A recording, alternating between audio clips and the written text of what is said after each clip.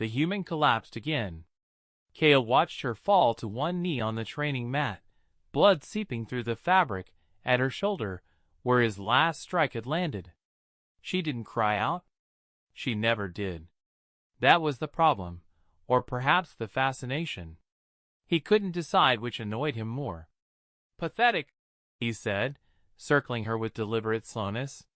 His secondary arms folded across his chest, while his primary hands adjusted the shock batten. 3 months of training and you still fold like wet paper. Tell me, Instructor Reeves, what exactly makes your species think it belongs in the Galactic Guard? Sarah Reeves pushed herself upright, favoring her injured side. Sweat plastered dark hair to her forehead. Her uniform, designed for Valorian physiology, hung awkwardly on her smaller frame. She raised her hands again, settling into a defensive stance that Kale had corrected 17 times that session alone. "Permission to continue, sir," she said. Kale's mandibles clicked in what might have been amusement. Around the training hall, other instructors had paused their own sessions to watch. The human program was still new, controversial even, and Reeves was the first to reach combat certification trials. She was also clearly the weakest candidate anyone had seen in decades. "No," Kale said. "You're bleeding on my mat. Report to medical." "It's superficial." She didn't lower her hands. "I can continue." "I said no."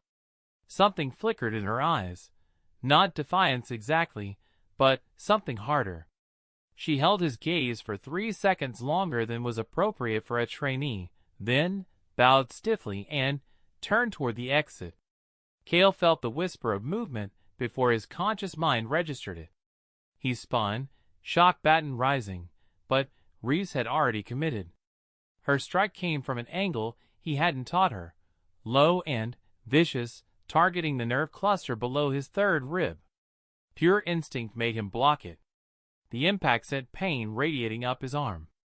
She pressed forward, and for 5 heartbeats they exchanged blows with an intensity that silenced the entire hall. Kale's superior reach should have ended it immediately, but Reeves fought like something cornered and desperate. She absorbed his counterstrikes without sound, redirecting force rather than blocking it outright, using footwork that compensated for her smaller frame.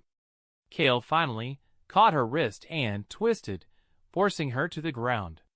His shock batten stopped a hair's breadth from her throat. The hall was utterly silent. "That," Kale said quietly, "was wildly inappropriate." Reeves stared up at him, chest heaving. Blood ran freely now from her shoulder. "You told me to prove humans belong here. I told you to train properly, not to assault your superior officer. You wanted to see what we're capable of when threatened." Her voice was steady despite the pain that had to be screaming through her. "I showed you." Kale's grip tightened on the batten. Protocol demanded he terminate her from the program immediately. Striking an instructor meant automatic dismissal, possibly criminal charges.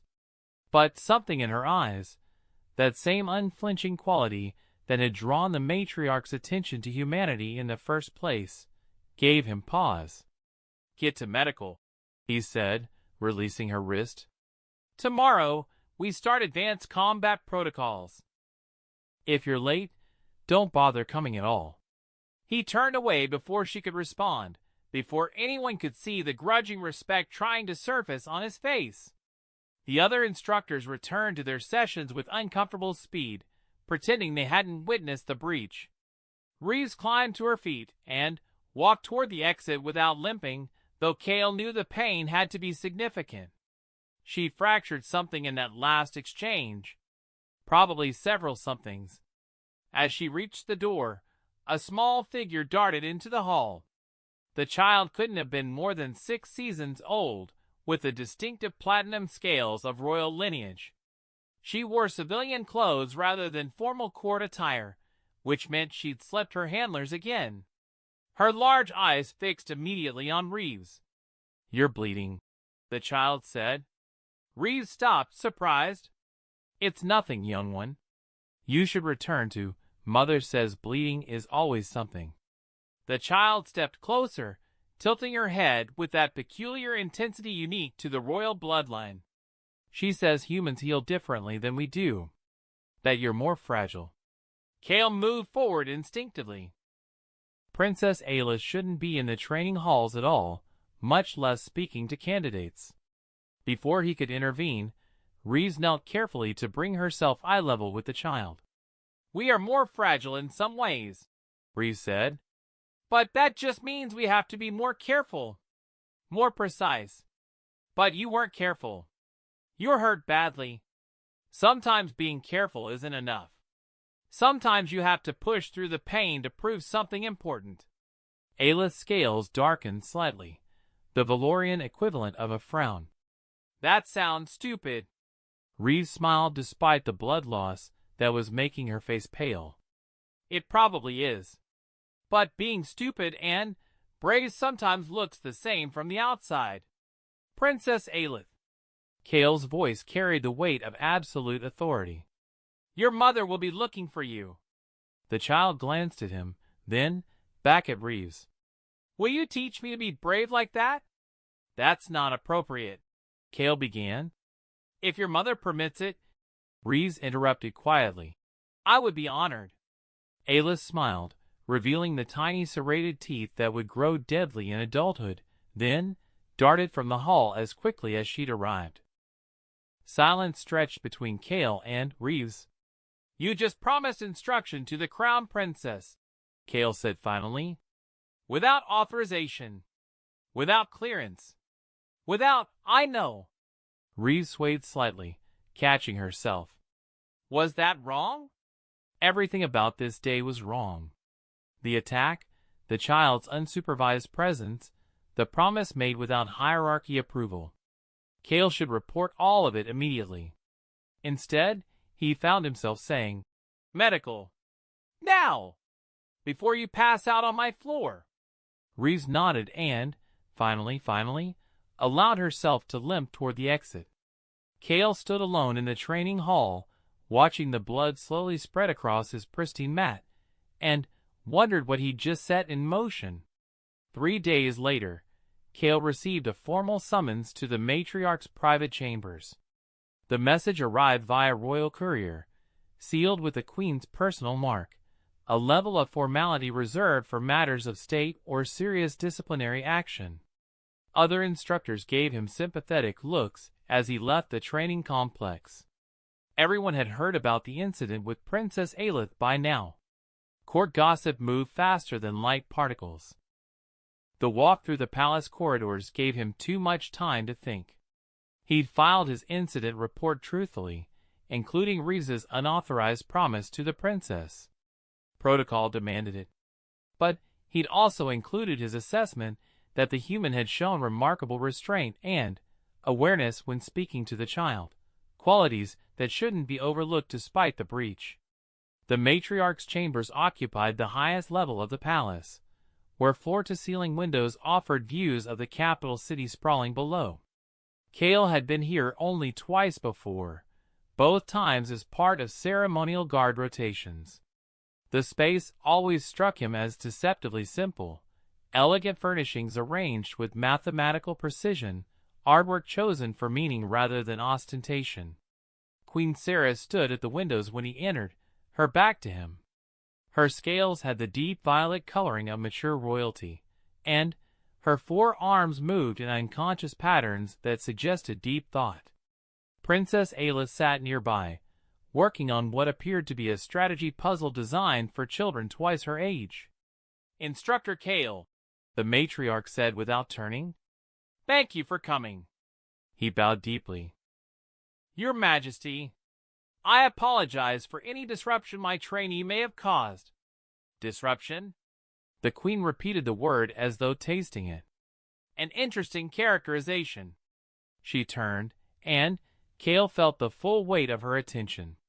Queen Sarah's intelligence was legendary. She'd unified 3 fractious colony systems through pure diplomatic brilliance before assuming the throne. Her eyes held the accumulated wisdom of 17 generations of queens before her. "Tell me about Instructor Reeves," she said. Kale chose his words carefully. "She's dedicated, disciplined. She trains harder than any candidate I've supervised in 20 years. But physically, she's at a severe disadvantage. Her species simply doesn't have the natural durability or strength of. I didn't ask for a tactical assessment." The queen's voice remained gentle, but her words carried absolute authority. "I asked you to tell me about her." Kale paused, caught off guard. She's stubborn. Refuses to acknowledge pain or limitation. She'll push herself to unconsciousness before admitting defeat. It's both her greatest asset and her most dangerous flaw. Does she complain? Never. Does she blame others for her difficulties? No, Your Majesty. Does she show resentment toward those who advance more easily? Kale thought about Reeves training alone late at night, reviewing footage of her failures with the same clinical detachment she applied to other successes. No. She studies them, learns from them. Queen Sarah moved to a low table where a tea service waited. She poured 3 cups with practiced grace, offering one to Kale, an extraordinary honor. He accepted it with trembling hands. "Aleph," the queen said, "tell Instructor Kale what you observed in the training hall." The princess looked up from her puzzle.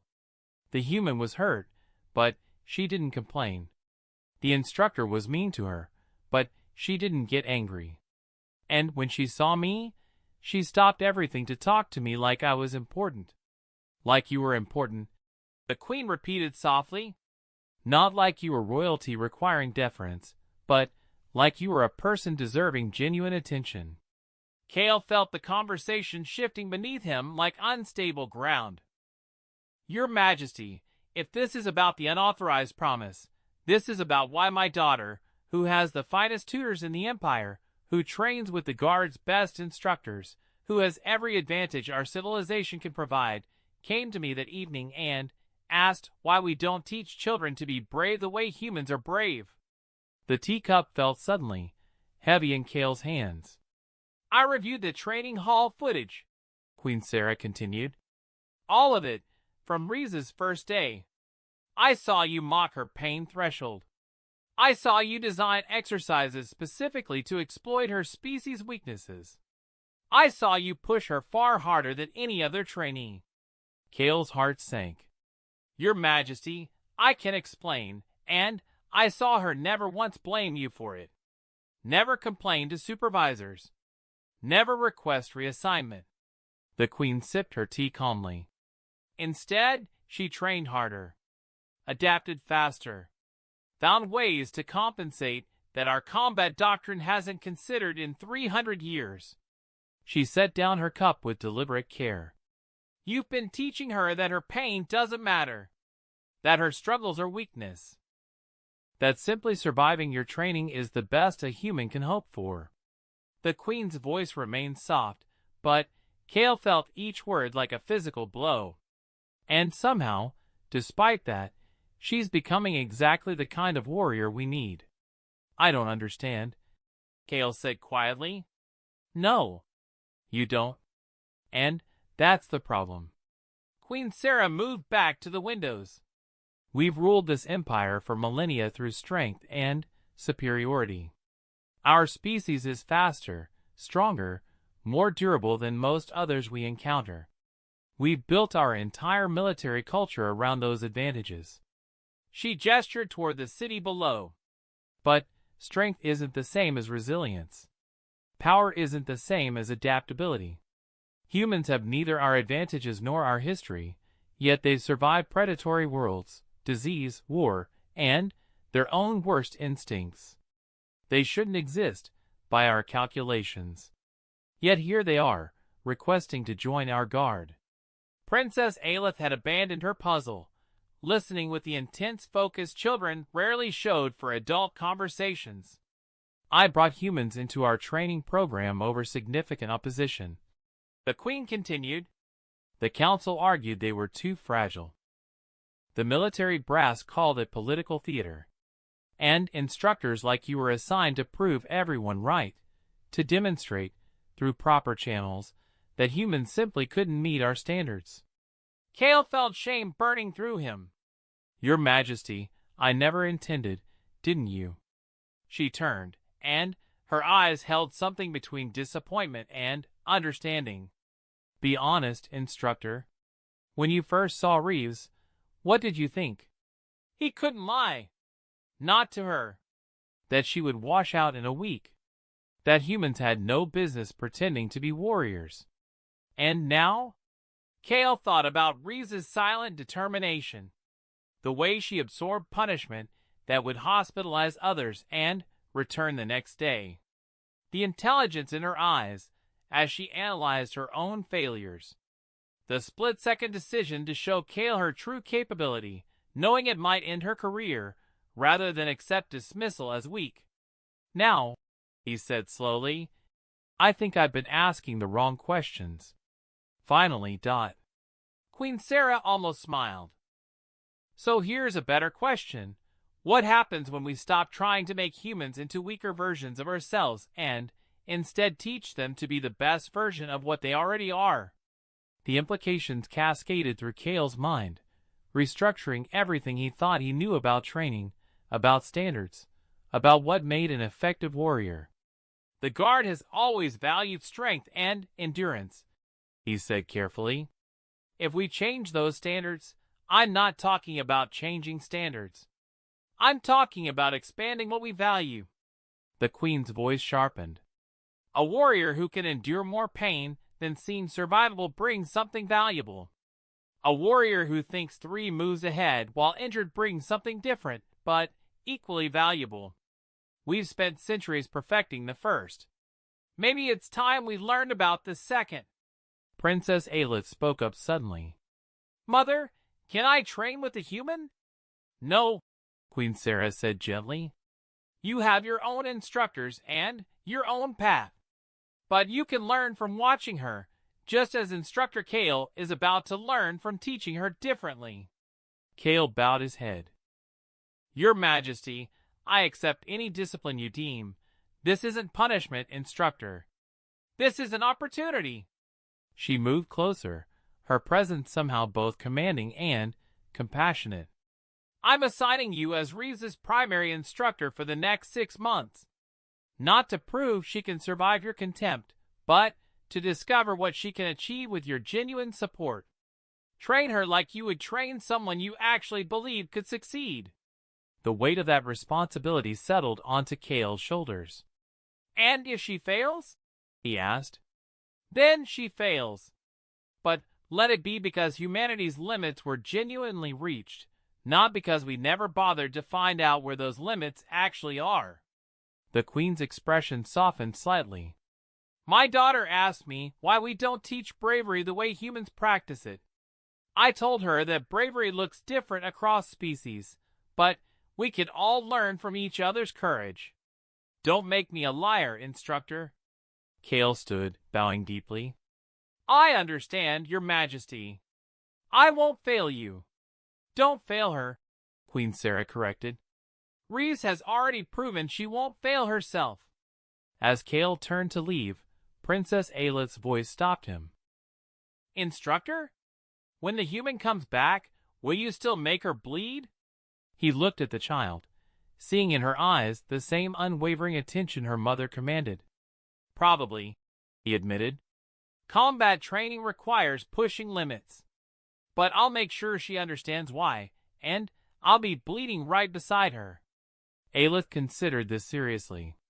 That seems fair. Queen Sarah made a small gesture of dismissal, and Kale left the chambers with his mind churning through possibilities.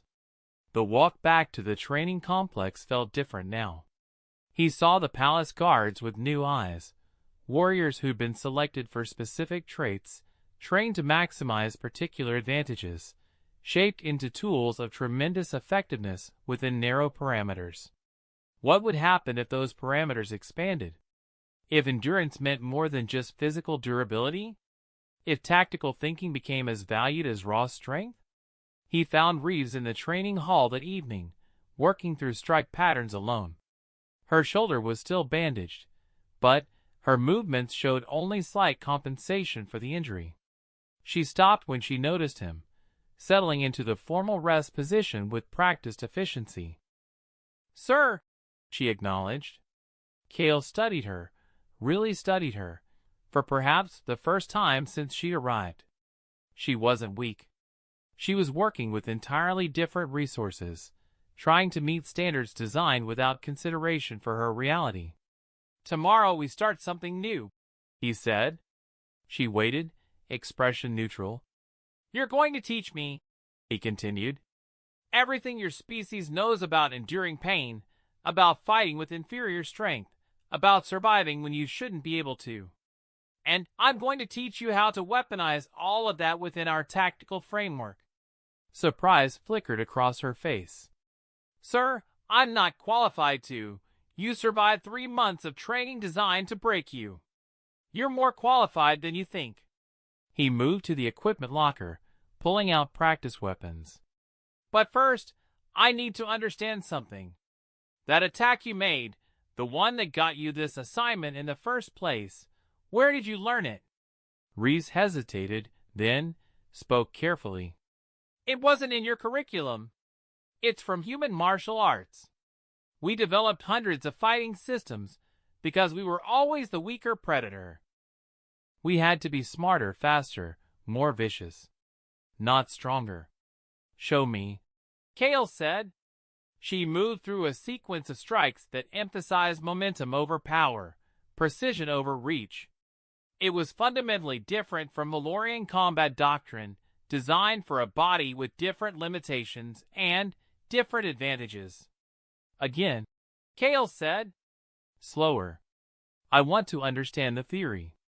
They trained until the hall's automated systems dimmed for night cycle.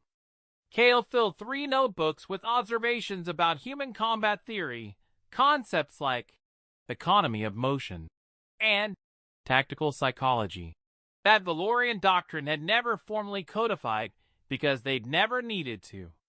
When they finally stopped, both were breathing hard. "Tomorrow," Cale said, "we integrate this with standard guard tactics. You'll still train harder than anyone else. You'll still bleed. But it'll be in service of becoming the warrior you're capable of being, not the Valorian warrior you'll never become." Reeves straightened despite obvious exhaustion. "Thank you, sir. I won't disappoint you. You already have it," Cale said, surprising himself with the honesty. "I just wasn't paying attention." 6 months later, Cale stood at attention in the palace's grand ceremonial hall, watching Instructor Reeves receive her guard commission from Queen Sarah herself. The human looked different now, harder, more confident, carrying herself with the quiet authority of someone who'd earned every centimeter of respect. Her uniform fit properly, tailored to human proportions. The ceremonial blade at her hip was shorter than standard guard issue, designed for her reach and fighting style. She wasn't trying to be a small Valorian anymore. She was something new entirely. Princess Aelith watched from her position beside the throne, now old enough to understand the significance of the moment. The human training program had expanded over the past months, incorporating lessons learned from Reeves' unconventional development. Other instructors had initially resisted, but results spoke louder than tradition. 3 human trainees had graduated in Reeves' cohort. All 3 had scored in the top 15% overall, and they'd revolutionized several tactical doctrines in the process. As Reeves knelt to receive her commission, Queen Sarah spoke loud enough for the assembled court to hear. "The Guard exists to protect our empire not through strength alone, but through the wisdom to recognize and cultivate excellence in all its forms. Instructor Reeves represents a new chapter in that tradition, proof that our greatest advantages may come from embracing difference rather than eliminating it." She placed the commission medal around Reeves' neck, then offered her hand to help her rise, an unprecedented gesture from royalty to a new graduate. "Thank you, Your Majesty," Reeves said, her voice steady. "Thank you, instructor," the Queen replied, and the entire court understood she meant it.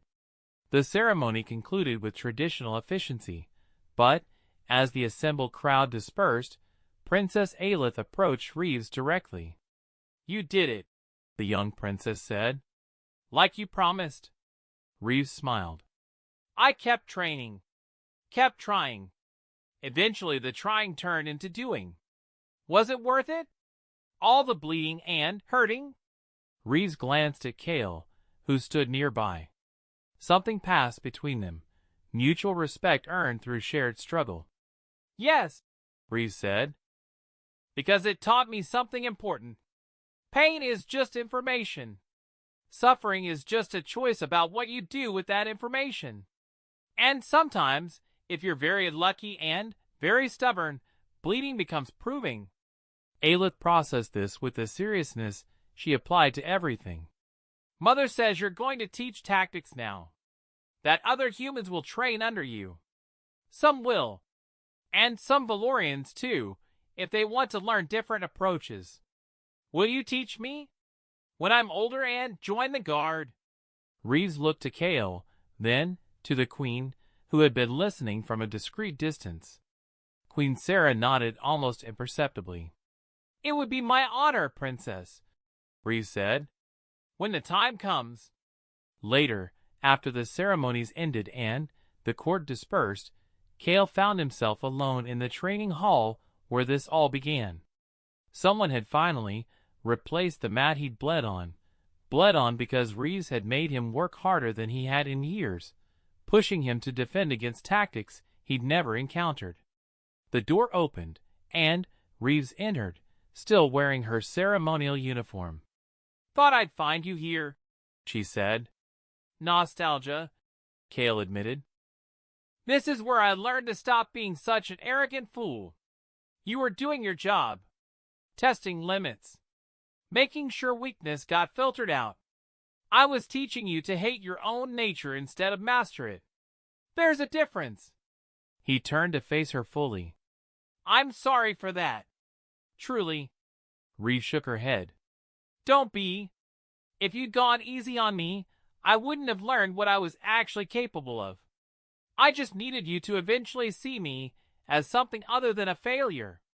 And when did I start seeing you differently?" She smiled. "When you stopped talking and started listening." Kale's mandibles clicked in amusement. "The Queen said something similar. Apparently I have a problem with assuming I know everything." "Had a problem," Reeves corrected. "Past tense. You've gotten much better at admitting when you're wrong. I've had an excellent teacher in humility." They stood in comfortable silence for a moment, two warriors who traveled an unexpected path to mutual respect. "Tomorrow I start developing the new curriculum," Reeves said finally. "Integration protocols for multi-species combat units." The Queen wants human tactical theory incorporated into standard guard training. That'll be controversial. Everything worth doing is. She headed for the door, then paused. "Kale? Thank you. For changing your mind. For trying." He bowed slightly, a gesture of respect between equals. "Thank you for being patient with an old instructor who thought he knew everything." After she left, Kale remained in the empty training hall, thinking about the journey from contempt to understanding, from rigid certainty to curious humility. Princess Aelith had asked if the bleeding was worth it. Watching Reeves walk away now, confident, capable, authentically herself rather than a poor imitation of something else, Kale knew the answer. Pain was temporary. Pride was blinding. But learning to see clearly, to value difference as strength rather than weakness, to let go of assumptions in favor of truth, that was transformation. That was worth bleeding for. In the years that followed, historians would mark Reeves's commissioning as a turning point in guard philosophy. Combat doctrine evolved to incorporate lessons from dozens of species, each contributing unique perspectives shaped by their distinct evolution and, circumstances. But in that moment, standing alone in the hall where it all began, Kale simply felt grateful. Grateful that a stubborn human had refused to quit. Grateful that a wise queen had seen potential where others saw only weakness. And grateful that he'd been forced, against his pride and assumptions, to learn the most important lesson a teacher could master. Sometimes the student's greatest gift to the instructor is showing them how much they still have to learn. The training hall's lights dimmed automatically, sensing no movement. Kale stood in the gathering darkness, smiling despite himself, already planning tomorrow's lesson. There was so much yet to discover.